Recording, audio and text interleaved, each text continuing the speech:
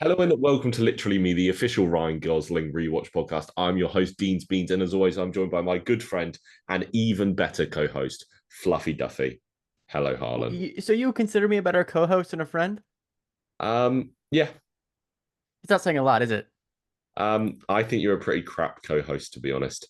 Um, That was a really good one. I I'd was be just, proud of myself if I said that. I think that was just a bit too mean. No, I consider you a better friend than co-host because You I do don't know what most the of the work. reasonings are. I don't have any reasonings for any of this. Maybe I should have said my good co-host and even better friend. All right, what movie are we talking about today, Hello and Dean? welcome to Literally Me, the official Ryan Gosling Rewatch podcast. I'm Dean Beans, and as always, I'm joined by my brilliant friend and my absolutely crap co-host, Harlan. Hello. I almost spit out my coffee. Wow, how rude. Okay, if you don't know, we are not actually the official Ryan Gosling Rewatch podcast, But but in our hearts we are. and also, according to my Googlings, we're the biggest Ryan Gosling rewatch podcast, which I think puts us two as two of the internet's foremost experts on Ryan Gosling. This is episode number 8. So as we go through our Ryan Gosling rewatch, we are talking about his 8th ever movie, and that is a little film, you probably haven't heard of it, called Stay. See, you say you probably haven't heard of this, but I've seen this movie prior to watching this rewatch No podcast. freaking way. I know, isn't that crazy? Like I would not have guessed that at all. Is it just like it was on streaming and you were like, oh, I like Ryan Gosling? No, I saw clips of it online, Oh yeah. and I was just like, I want to check this movie out. That's how long ago did you watch it? Spill the beans. The Dean's Beans, if you will. Don't spill me. Um, I watched this movie like a year ago Yeah. ish. I Mhm. watched it in this apartment that I'm in right now. Wait, no, I didn't. I don't know when I watched this movie. Recently. Recently. And I Yeah. was not looking forward to this rewatch very much. Hmm. I'll say that. Yeah. But I was very pleased on how different this movie was on a rewatch. That's very interesting. I feel like we are two sides of the same coin. Have you seen this movie before? I have not, no. I refuse to watch any films Oh um yeah, I forgot you Ryan do that. Gosling in. So do you want me to give a plot synopsis of this film? Yeah, please just give us Because yeah, go on. Tell me what was I'm not, I was thinking about this on my walk home. I am not just gonna, you know, do this off the top of the dome because there's so much that you don't know what goes on in this movie. yeah. So this is what Rotten Tomatoes plot synopsis of the movie Stay is. From 2005. I struggled trying to find this movie because there was also a movie called Stay from like 2023, 2024 Yeah. that YouTube really wanted me to watch. In fact, when I went to like watch this movie, it had the Stay of this movie's poster, but when I clicked on it, it was this different movie about a pregnant couple. It'd be really funny if you got like halfway through and then you were like, wow, Ryan Gosling hasn't been in this film yet. I wonder when he's going to show up. Now, fortunately, I had seen this movie, so right off the bat, I'm like, that is not Ryan Gosling is not black, so that checks that off. So here's the plot synopsis. Sam Foster, played by Ewan McGregor, a psychiatrist, has a new patient, Henry Letham, played by Ryan Gosling, who claims to be suicidal. In trying to diagnose him, Sam visits Henry's prior therapist and also finds Henry's mother. Even though Henry has said that he murdered both of his parents, as reality starts to contradict fact, Sam spirals into an unstable mental state. Then he finds a clue as to how and when Henry may try to kill himself and races to try to stop him. So Yeah. if you weren't able to clue in about what this movie's about by that quick synopsis, this movie does deal with pretty heavy topics. If that's not your thing, maybe just skip it to the end and just listen to us say goodbye. Um, but so it's just a little warning there. Yeah. Do you want to hear some facts about this film? Dean, I would love to hear some facts about this film. So, for a start, um, this was the first screenplay that David Benioff sold. If you don't know David Benioff, he is one of the Game of Thrones boys. It's The good they, Game of Thrones boys or the bad Game of Thrones boys? the who are the good ones? The good ones are the one who wrote the good episodes. They're the guys that did most of it. I haven't watched Game of Thrones, so No, I haven't watched Game of Thrones, but David Benioff and his mate, um, I also don't know. I'm gonna have to Google this. DB Wise, David Benioff and DB Wise were the showrunners for Game of Thrones. They're also the showrunners for the recent Three Body Problem. They were also the two guys that were going to write the Star Wars trilogy that was cancelled because they messed up Game of Thrones. This was the first script he ever wrote, and he sold it for $1.5 million. interesting. What was the budget of this film? Do you know?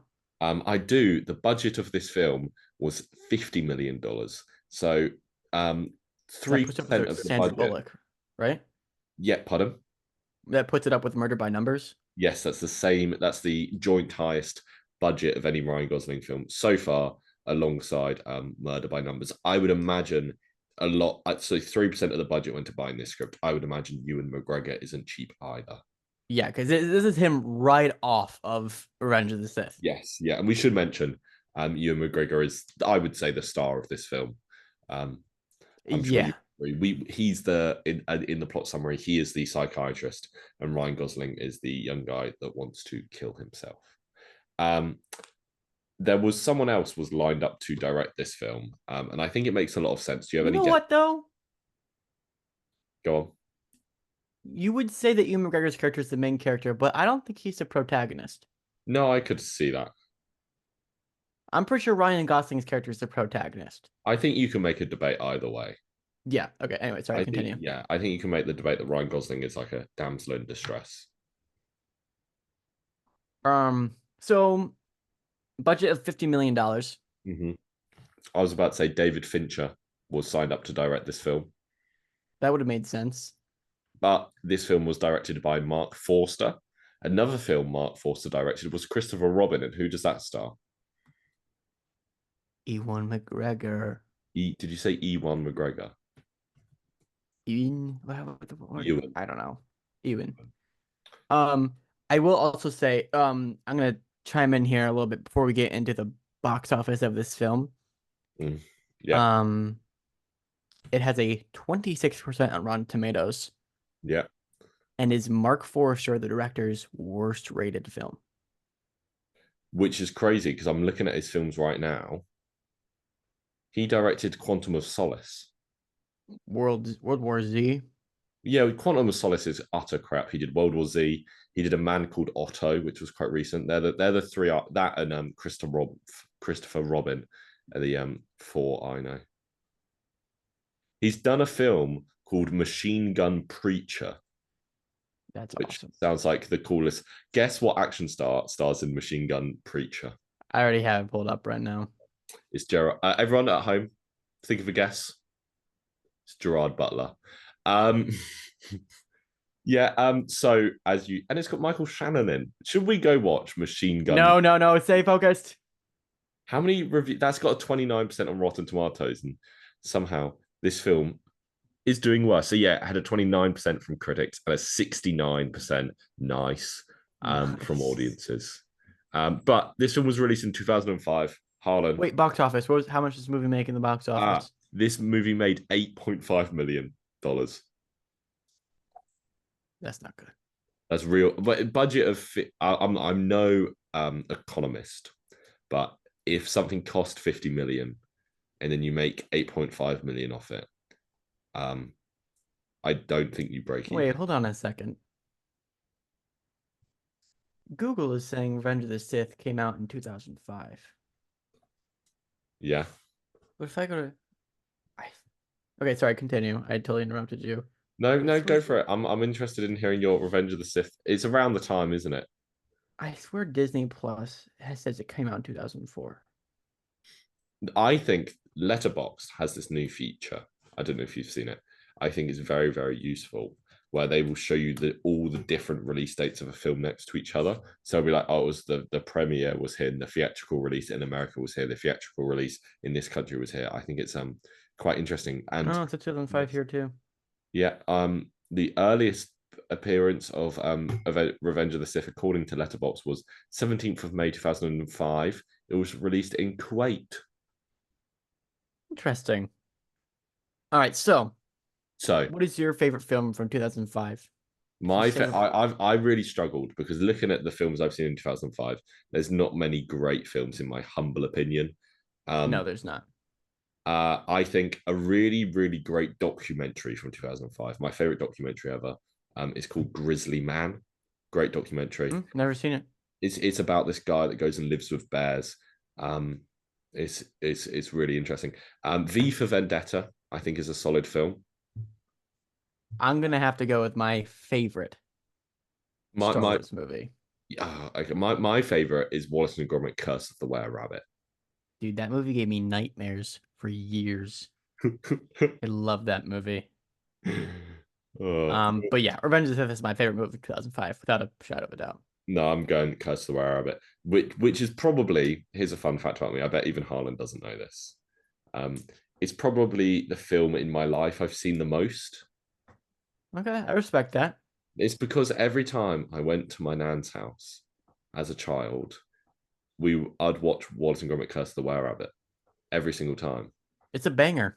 and it's a banger of a film. And I had a very long conversation about Wallace. I'm a big Wallace and Gromit guy. Usually in this room, I have like a Wallace and a Gromit pop vinyl within reaching distance, but I don't have any pop vinyls in this room. They've all been taken from me. Okay, let's talk about this film.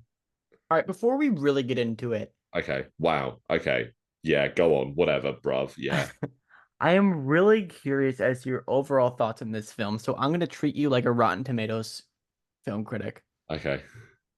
Is this movie rotten or fresh? Uh, um, I'm gonna go with Rotten. Really? I would go fresh, Yeah. especially on a rewatch. Yeah, I had a feeling you'd say that. I just don't think, like, I understand what it was trying to do. I just don't think it was interesting enough in executing that for it to be worth it. Okay, so we're gonna get into spoilers real quick. Yeah. The plot twist of this film Hmm. is that is the entire movie has more or less been in Ryan Gosling's head, Yeah. or his character of um, what was his name? It's an anagram for Henry. Hamlet. Oh, is it really? Yeah. Oh, that's funny. The last name is Letham is the last name. I don't know his first name. It's gone from my mind. Anyways, um, and It's so that's a twist. And did you see that coming? not really, no. I did notice a lot of the weird stuff going on, but I didn't notice that. I think my issue, I would say, with this film is that I don't think uh, I don't I think there's a lot of cool stuff going on throughout this film from start to finish, but I do think it focuses on Ewan McGregor's perspective too much when you consider the ending, and I like it is such a cliche of bad films for the ending to be, and it was a dream the whole time, and that's literally how this film ends. That's true. I agree. It is definitely. I remember being very displeased with the ending when I watched it for the first time. Yeah, Um, but what I found so fascinating on the rewatch is the things that confused me at yeah, first. When you approach it all as a dream, it works a lot yeah, better in my like there's some parts where like it almost seems like an editing mistake, like it's like a jump cut of sorts. yeah, And I thought that was really interesting because dreams because it's almost like it's not a dream, but it is a dream. yeah. Um, but like it's not very linear how it goes. Hmm. And I don't know, I think and there were also parts where he was like talking to a psychiatrist about how he was hearing voices, Yeah, and he was like, "That's in real life." And then he was like, "Oh," and they started saying things of what was actually happening around him. yeah, And there were like things like that that made my appreciation grow because at first when it was like, "Oh, it's just a dream," I felt like that was kind of messy. yeah. Like I said, I think in hindsight, it all does add up, and it all didn't. And I understand what they were trying to do, but I really don't think that's the most interesting thing you could have done with this film. I think where this film falls on its face a little bit is you almost have this whole romantic arc between Ewan McGregor's character and this female character. Yeah, And I think initially the idea was to maybe, because although Ian McGregor is the main character, it's all being told from Henry's point of view. yeah, So this is just like, these are just in Henry's dream, these two characters that Ian McGregor and, oh, I forget the girl's name, the actress is Naomi Watts, I believe. Naomi Watts, like these two people, these two characters just happen to have the faces of the people that are right next to him while he is dying from this car Yeah, accident. yeah. Um, and I, it doesn't make sense. Like it goes nowhere Hmm. and it feels like wasted time Yeah. because a lot of it, a lot of what happens in the movie is supposed to make sense and add up once you realize what's actually happening. This is kind of what I meant when I said I think it didn't make complete, like I think it focuses on Ewan McGregor's perspective too much. Yeah, Like but a lot of it goes nowhere. yeah, like in dreams, you're not imagining yourself as someone else. You're imagining yourself in like places you're not used to being.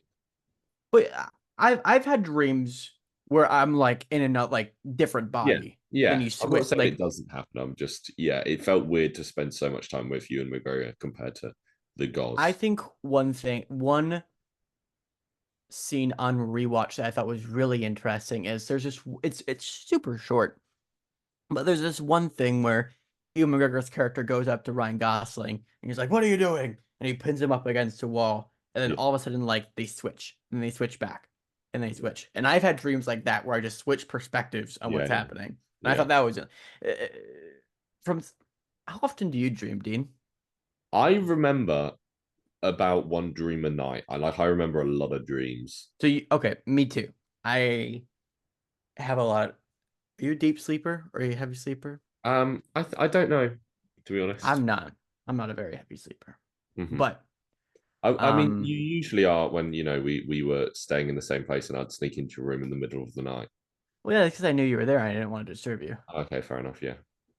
Um um but so those were interesting and I think on rewatch I was able to be like, "Oh, that's so interesting how they approached that or that."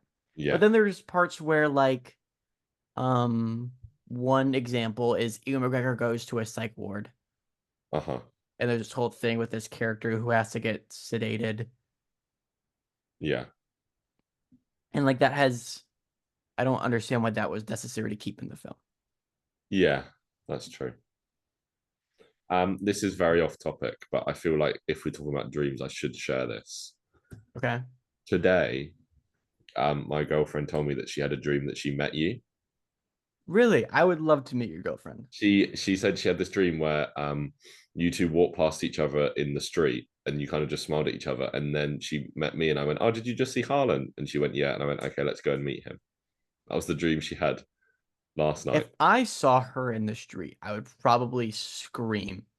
But also, I feel like you'd be like, "Oh, that's obviously not her," because yeah. Anyway, No, you know what I would do? I would message you.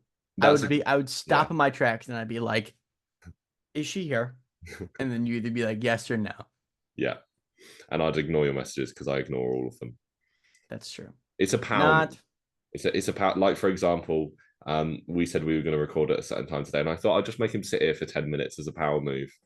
And then you did that, and then I made you sit here for 10 minutes as a secondary power move. Oh, we're just power moving each other out the wazoo. Okay. All right, so I think we have gotten our general thoughts out on this movie. General Yeah. thoughts. Yeah. Thoughts on Gauze. Thoughts on the Um, Gauze. can we bring back something we've been talking about a lot recently? Sure. Hair. Hair. He has distinctive hair in this movie as well. He has real distinctive hair, and he is so pale in this film. Yeah. What are your thoughts on this hair? Thoughts on the hair. All right, so it's definitely I at moments I prefer it depends on what scene. Yeah, Sometimes it looks nice and moody, but other times it looks dirty and wet. yeah, that's true. Do you prefer this hair or United States of Leland hair? This hair, I think. I think. I mean, I'm not saying he should keep this hair. I'm not saying he looks great. I'm just saying that he yeah, I think it fits this film a lot better than United. I guess they both work. Like United States of Leland made him look young and innocent, and then this kind of makes him look greasy and weird. But all Yeah. yeah, yeah, Um, I think especially his general look, the look of his character, yeah. I think is more aesthetically pleasing at least. If Uh-huh. we're I think going they off made him look pure, so pale. yeah. He does look he looks unwell in this film. Yes, yeah. Um, however, in regards to his actual performance, I think, dare I say, Go on. Dare you say it? this is disregarding the Fall Guy. Yeah, This is the most Ryan Gosling-esque performance. that we've seen.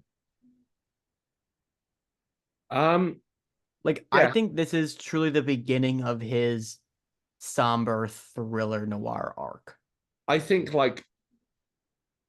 I feel like he wouldn't have been cast in this film if they hadn't seen something like The Believer and Murder by Numbers. I'm not saying those films were the start, but I'm saying I think it's more of a progression than a Yeah. Okay, yeah, I agree. But like, um, he's very he doesn't speak a lot. no. But he's He's not in in this film a lot. I think you'd be surprised by like how low his screen time is in this. I mean, I would say he's easily the antagonist of the film though. Yeah, Well, antagonist and main character, which is weird. That is weird. He's the main character, but he's the antagonist of the film. that is weird. Um, but do you think this is the best performance we've seen from Ryan Gosling? Ignore it. Don't think of like I don't. I no. this performance based. I don't think so. I don't think. I think he was better in this than Leland. Yeah, I think the Notebook might be his best, and they're obviously very different. But Yeah. um, I think I prefer the performance in the Notebook. I think there is something more um captivating there. But right before we get into more thoughts on the actors and Yeah, whatever this film, there's one thing I didn't make note of that I was really impressed by. This feels like an indie movie. it does. And the camera they shot with, it feels like an older camera. Not to say that's bad, but like just the general look of it. Yeah, yeah, But I kind of forget like we're in 2005 yeah. We and were both sometimes there are fine. just very interesting CGI sequences. Yeah, yeah. Um I guess this is a directing thing, but this film has a lot of like cool transitions. mhm. And I think that is something where I'm like, yeah, dreams make sense here because in my mind I was watching it and I was like, this is like I kept thinking it's like when you fast travel in a video game. This movie is like he's fast traveling everywhere because he'll sit in a car, look out the window, and then he's already where he needs to be, and then he'll get out the car and you know, Yeah, and that's how dreams work, yeah, really. yeah, and so I think that's a good bit of like yeah, it's interesting. I'm not 100% sure how I feel. But also there were moments of the car crash sequence Yeah, I think was really effective. and how they did that. Yeah, they made the screen look all squiggly. Yeah. And yeah, especially at the final the not the conflict, the climax of the film. Yes. I think when they were on the bridge, that effect they did was really well done, and it I think added a really interesting Yeah, tone yeah. to it all. I think it did get a point where it just got too difficult to follow. I could argue. Um, but let's move on to the co-stars of Yep. the two. So Ewan McGregor is the lead, bringing in the Yes. big bucks. Um, what did you think of Obi-Wan? His American accent was a little bit jarring at moments. Yeah, I don't think it was. I would go a step further and say it wasn't very good. No. Like I'm pretty blind to bad accents Yeah, usually, but even I was my a little bit. I was like, well, my that's question very about it that's good. was because like when I mean obviously I'm no expert on the American accent, but I think when you hear a bad one, a lot of the time, like Benedict Cumberbatch, I think the reason Benedict Cumberbatch does a bad he doesn't do a bad one, but why he does a bit of a spotty American accent as Doctor Strange is because he's not trying to do a New York accent, but because he's trying to do like a general American accent. He's not like doing a specific place. And like a country doesn't have a general accent. Here, is Ewan McGregor trying to do just any American accent, or is he specifically doing a New York accent? Not from what I picked up on. Okay, Would that's you what I say thought. would you say I have a Chicago accent or a regular American accent? I mean, I think if you lined up all people from all across America, I would be able to tell the difference. But I don't speak to enough Americans to know. Okay. And I would say I have a like definitely I lean towards Midwest Chicago. Yeah, But I yeah. My point was when I heard the accent, I feel like I was like, I think his mistake is he's going for a very middle of the road. which Uh, isn't always a bad like honestly it hit Ewan McGregor's accent this is worse than Benedict Cumberbatch. yes, Benedict Cumberbatch gets a lot of yeah, flack, but it's not that I don't know, it's not that bad for me. it is It not that doesn't bring me out of the moment. it doesn't bring me out at the moment. This one, I did think and I was trying to think if what other stuff I've heard him do American accents in. I couldn't think of anything. I can't either. Like he's a Scottish man, and like Scottish is a very distinct accent. He's going to struggle to bury that. I've heard him do good English accents, but Yeah, because he was in Christopher Robin. yeah, all Yeah, he's Scottish people can do good English accents as a yeah. general rule of film. But and all English people can do perfect Scottish accents, but I'm not going to prove it. Um, yeah, I think other than the accent, he's good in this. I think he does a good job of Yeah. yeah. I love him. I love him as an actor. I do think I think he's just a fun guy as well, from what I've seen. Um yeah, I think he does a good job selling it and also I don't know cuz like I think one thing Yeah, that this movie could have been aided by yeah, was more connection to the real world.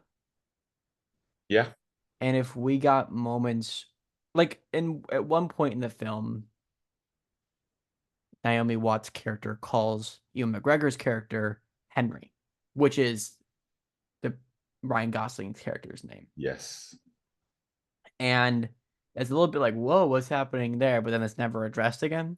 yeah, And you're able to piece it together why it happened. But I think it would be interesting if, like, depending on the scene, if Ewan McGregor's character acted more like Ryan Gosling's character, and you were able to see that a little yeah. bit Like that's more. that's the kind of thing where I'm like, I feel like it's a bit weird that they spent so much time with Yeah. Ewan.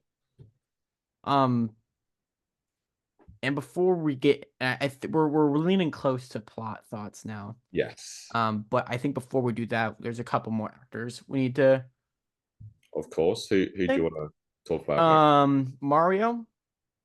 Yeah, Bob Hoskins is in this film. Genuinely great actor. Um, I yeah, I thought it was, nothing to. I don't have anything to say about him. Do you? Nope. Not Um, really, but you he's in have this. Naomi Watts' character, she's good in this film, but she's, in my opinion, like her character. I don't know what her character did or no, the importance of her character. Arguably, she should have been as important to the story as Ewan McGregor's character, if but anything more, yeah, but she's not. we And there's definitely like Naomi Watts' character in Ryan Gosling's head is this painter or yeah teacher, but it doesn't really go anywhere. And there's definitely some theme, and I do feel like I'm missing something as to how that ties in. yeah. Um, Definitely when in real life, Naomi Watts' character is kind of helping him Hmm. as he slowly dies, and I think definitely he looks at the Naomi Watts character as more of like a kind, soft figure that he can, and so like I don't know, confide in, which is why she Yeah. has all of his paintings in the dream. I don't. There's something there, but it's not well done. No, I would agree with that. We also have Mark Margulies, who is Hector Salamanca in. Oh yeah, he's in it for a little bit. I don't think I've ever seen him in anything other than Breaking Bad and Better Call Saul. So So that was probably fun for you. when he spoke normally, I was like, oh, and he speaks like me in Better Call Saul, but with a accent. So it threw me off a bit. All right, so let's get to plot now. Yes. I think this movie, like the general plot is really interesting. Yeah. And I would say I would go as far to say as half of it is done very well. Half of it. Half of it. Like the left half. Yeah. You loved everything on the left half of the screen for the entire No, the left half of the film, not the okay, screen. the screen. And then I would say a fourth of it is done fine, and then a fourth of it is done bad. Okay. I yeah, I'd probably switch it around a bit, but I can understand that. Um, and but like I don't really know. I think it's just some stuff had to be cut and reworked. That wasn't. Bless you. Bless you. Thank you. Um, I think it's hard to say like it all being a dream is overdone because at this point I don't know if it was overdone. But I don't think it is. I think it's just a bit of a cliche, you know. Do you Yeah. remember when all the theories were like, oh, and then at the end, Harry Potter wakes up and he's still in the cupboard under the stairs. It was all just a dream. However, also it doesn't feel like a cop out either. I would say for this No, film, it obviously is what it was going for the entire time. yeah, but I don't think it feels incredible. Like, I don't think it feels like whatever the opposite of a cop out is. Hmm. You know, like in the balance, it's not Well, insanely like satisfying. Like there's a lot of weird stuff going on in the film, and I guess yeah, it does answer them, but it doesn't answer them in a way that is like incredibly satisfying. I like I would say it's hard because I don't think like let's say in the movie Prisoners, right? In the movie Prisoners, which is like you're trying to figure out this mystery. Yeah, If that was like it's a dream all along, that yeah, would be a cop out.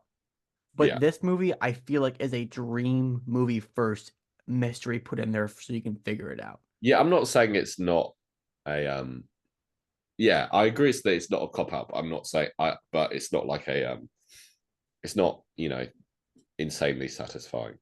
Correct. Yeah. That was kind of I my agree. thing. I was like, I got to the end and I was like, oh, okay, that makes sense. Like where prisoners or you want your mystery to be like, oh, everything makes sense now. But I was like, oh, okay. What did you think was going on in the film prior to I that? did. Did I you don't think know? I had much of a. I Hmm. kept. I thought it was some kind of. I kept getting this idea that they were the same person, or like he was imagining Ryan Gosling or something along those lines. Mm. Um, and like that was from the moments like when she calls him his name and stuff like that. I thought either they were the same person or he wasn't real or something like that. I knew someone wasn't real. So should we move on to the direction of this movie? Yeah, we kind of touched on this already with the lots of cool transitions and that sort of thing. I think we've had this direction thoughts section for the entire podcast, Yeah, all the episodes we've done. With that said, I think this movie, like it's relies so heavily on the direction because yeah, based on who's beyond, like who's behind the camera, this movie can go so many different ways. yes. Just based on like even like what sort of dreams they've had. You know, like it's like That's true. Yeah, I liked the one bit I noticed, which I did really like, is there's a scene where he's walking around the school, and everyone is walking around as like everyone walking around looks like they're twins. Like everyone is walking around in pairs of identical people. mm, yeah. Um, and I really liked that. Um, yeah, there's stuff like that. I think really There's a lot of attention to detail. And there I is, don't even know if it's like they gave Ewan McGregor's character so much to do with the Naomi Watts character as well. Like I don't know if that was meant to throw you off. Cause but but like I don't think the idea of the film is to be like you have to figure out what's going like blah blah blah blah. You're just meant to like yeah, I you know what I also mean? I don't think something is a good mystery if you're putting things in to throw you off just to throw you off. You know, Right. And I like don't know if there was that's what they one there. did, but it kind of feels like it a little No, bit. you're But right. It does kind of feel like that. Like that. There is no other reason. I think they were kind of like, oh, we've written this script and it's only 60 pages long. We need another 30 pages. I'll just chuck in something about this. right, and that not only not only does it make sense, but it makes the reveal worse. Yeah. And so that's probably my main complaint on the direction is you could probably cut a lot, but I think a lot of cool, interesting, and creative things are also attempted, Yes. and some of which are done well, some of which kind of miss the mark. Yeah. I would agree. But I'd also say that this is definitely the most ballsy film out of the ones we've watched. I think you could make an argument for the believer. Yeah, but like in the sense of story, like I feel like the believer it does take a big swing with some crazy material Yeah. in terms of culturally and like all that stuff. But Yeah. this one I feel like is so unique of a film Yeah. that like we you and I we have seen we've seen a good amount of movies, but like your average moviegoer would I don't think would be a big fan of this movie because it is really jarring. It's a lot.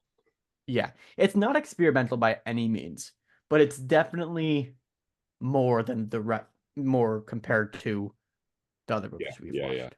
I like. Yeah. I know. Yeah. My point kind of is I think films like this either need I think you need to lean into the experimentalness more and have that be the focus of the film. But here it's not the focus of the film, and the focus of the film is like this story and the plot. Um, and I think that kind of weakens it because then the reveal at the end isn't 100% satisfying. I agree. Yeah. So, speaking of the reveal, Yes. for our wild card category, This is what we're doing every time now. we have mystery thoughts. The Yeah. mystery this movie sets up and how it's executed and revealed. Yeah. Um, what's your favorite mystery movie, Dean? My favorite mystery movie is Knives Out. I'd say Prisoners is my favorite, but Knives Yeah, Out is a yeah, and very close contender. Prisoners, amazing film. It would be up there. Knives Out. There'd be others that I'm not that I like. I wouldn't see. Like I wouldn't immediately think when someone says mystery movie. I won't go, oh yes, this film. Um, If you had to, out of 10, Yeah. score just the mystery in Knives Out and just the mystery in Prisoners, what would you give it? Uh, No, taking everything out, just the mystery. I would say Knives Out probably a 9 and Prisoners a 10. I think what's really it's interesting we talk the comparison here is I think the mystery in Knives Out in a lot of ways, it may not seem like it, but it's very similar to what this film is trying, where the mystery is the film is trying to tell you in Knives Out that there isn't a mystery because in the first 20 minutes of Knives Out, they go, "This is exactly how this guy died," and then they go, "Oh no, he actually was murdered at the end," and then you go, "Oh, there was a mystery all along. I just wasn't looking out for it." And I think this Mm, film is kind of similar in that regard, where they have all the clues all the way through, but they're not telling you to look for them. yeah, that I didn't never even thought about it that way, but that's super true. Um, but this is not a 9 out of 10 mystery. No, what would you give Prisoners Knives Out and this? I think Knives Out, Knives Out, I would give a different score out of 10 in general. But the mystery, I'd maybe give an 8 Yeah, because it's kind of like, oh, it is a Chris Evans character. But yeah, there's so much other stuff happening that the reveal is very satisfying. yeah, But that's not what we're counting here. yes, Then we get to Prisoners. I'll give Prisoners a 10 out of 10. yeah. I think it's very well done. This one, I'd maybe give first watch, I would give it a 5 out of 10. Second watch, a 6 out of 10. I was gonna say 6. So So yeah, six like out of six. the setup is there. I've said this so many times. The setup is there, but I don't think it's the most interesting thing you could have done. Yeah, I agree. Yeah. Um, so does that bring us to our rating of the film?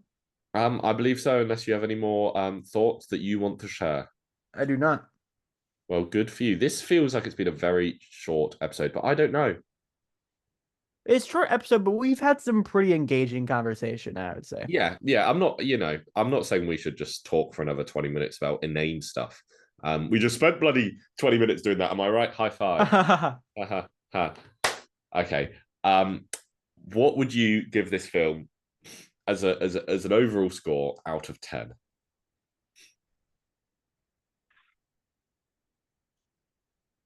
This is tough. I was thinking long and hard. What do you give it? What do you give it? I was thinking around a 6. I'm just going to look at what I've given other stuff. I I gave was thinking a 7, but I think that's too gracious. I think I'm going to go 6.5. That's what I gave the United States of Leland. I like this movie more than the United States of Leland. I'll give it a Like 7. I prefer the quote unquote twist ending of the United States of Leland to this, I think. Which movie do you prefer more? Oh, that's tricky. Like the United States of Leland, I really like certain elements of it. And I do like a lot of the themes. I don't think they're fully explored properly. Here, nothing like grips me in terms of messaging or in terms of subtext, but I think it has some really interesting visuals and some really interesting cinematography. I will say I very similar reaction going into a rewatch for this film is like I was like I'm pretty sure I get the gist of it, but I just have to rewatch it. Yeah. But I was very pleased by how much more I was able to pay attention to with it being a dream. Yeah. Yeah. So if just saying if you had already seen this film and if you're watching this podcast but you saw it like 2 years ago, give it a rewatch. Yeah. Like Or even if you haven't and you've listened to all this podcast, you know it's a dream now. Go and watch it. yeah, Like yeah, it doesn't ruin the film as Harlan has just proven. So what are you giving it? a 7. A 7? That yeah, 7. That is your yep. So that lines up with a lot of your other numbers, I would say. All right, so rating the Goss out of 10. I think we're gonna struggle to come to consensus here because I don't think it's super high. No, I don't think it's super high either. Do you want some previous numbers? Sure. Yeah. Here we go. So best so far is the Notebook at a number 9. We have the Full Guy with an 8.5, United States of Leland with a 6.5, The Slaughter Rule with a 6.5, Murder by Numbers with a 7, Remember the Titans with a 5, and The Believer with an 8. I'm gonna say 7. I was going to say 7 or 7.5. I'm happy with a 7. That is the same as Murder by Numbers, and I can get behind Yeah, that being the same. Yeah, it's a different sort of Ryan Gosling than Murder by Numbers definitely, is. I would say Murder definitely. by Numbers is more close to the Ken side of Ryan Gosling. It's more it's like the darker side of Ken because it's like very charismatic in a way that you don't trust. Yeah, but this one is much more towards Drive, Blade Runner esque. Yeah, yeah. The quiet, literally me kind of guy. Which does bring me to the question. This is a What a real difficult what a fantastic transition that was. one. That was awesome. Continue. You really inspired me last week, talking about the Notebook with all those great transitions that I was like, I just need to get one in. What do you think this character was literally you? This is such a difficult thing to answer because who is this character? No, No, no. no. Oh, It's close though. no, I know what you mean because I'm like the answer is no, but I don't even know who this character is. No, we don't really. We know who he is in his dying moments after killing his family. Exactly. Poor guy. He did kill his parents all along. Okay, next week we are talking about a fun little film that some like to call Half Nelson. Have you seen Half Nelson? No. All right, I have. Of Do you know Half Nelson is slang in Australia for having a half erection? course, you'd know that. We're going to be going real into depth about this next week. So if that tantalizing bit of information got you real excited, tune in next week when we talk about Half Nelson. Harlan is not pleased with my comments. No, I'm actually like very proud of you.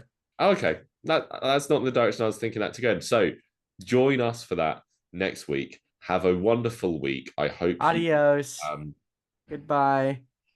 I hope everything you've ever wanted to achieve in your life happens in the coming week. Talk to you Really? next, not you, the The, listeners, the what week? in the coming week. Ah! Bye.